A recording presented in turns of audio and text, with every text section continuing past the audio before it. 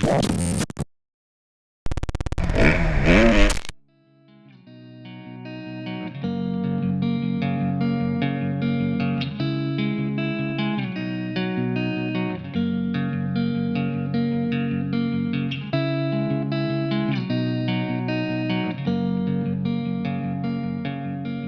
guys, my name is Ricky Yorks and we're out here at Fox Raceway riding the 2020 Yamaha YZ250F.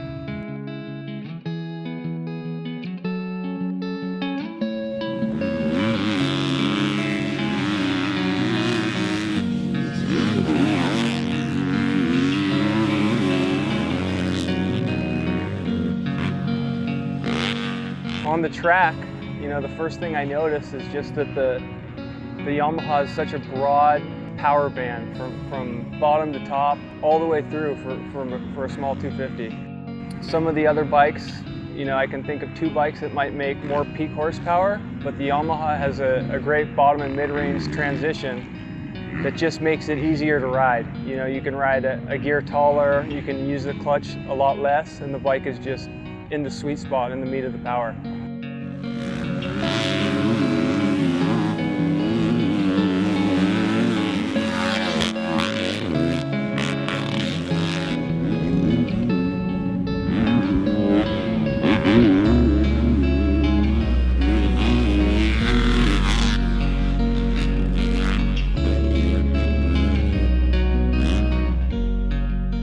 Forks on the Yamaha 250F are great. They have great comfort in the little choppy bumps, and then on big G-outs and big hard landings, they absorb it without, you know, clunking or bottoming out. The shock has great comfort as well, and it's a very well-balanced chassis. The bike is just really easy to get on and ride. You know, I think of all the Japanese bikes, it might be the easiest one that, you know, your first lap or two, you just feel comfortable right away.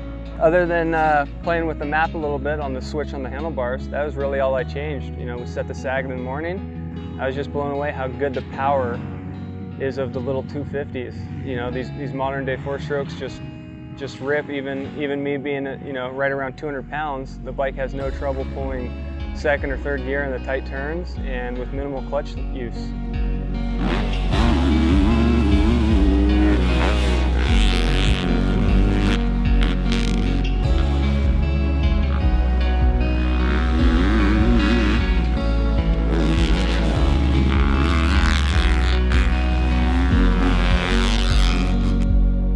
For 2019, they redesigned the frame, and for 2020, it's the same bike, but it's just every time I ride the bike, it reminds me how good the chassis is. You know, the bike's very comfortable, easy to turn, great stability, and it has just a good balance. So I think that overall, you know, Yamaha is going to be in contention as another shootout winner.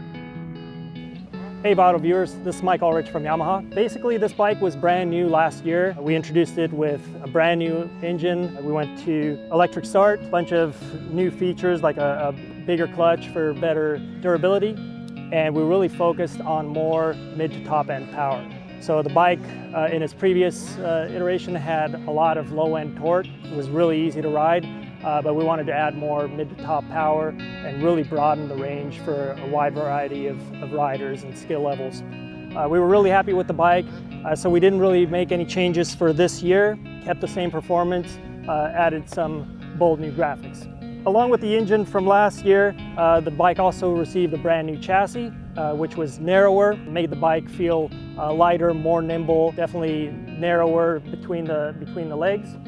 The suspension is still the class-leading SSS KYB suspension, which has been kind of a benchmark for the class for a lot of years now. Along with the power, which focused on really a broad power range with mid to top power, the handling now is lighter, very stable, easier to control and easier to corner.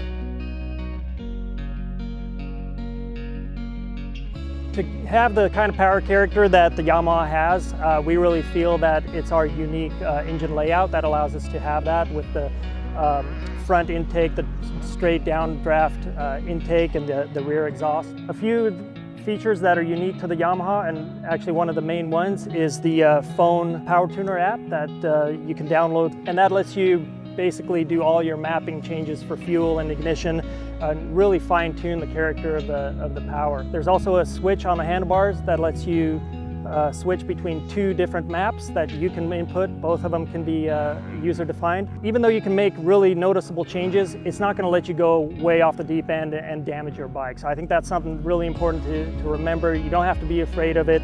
There's a lot of really cool features.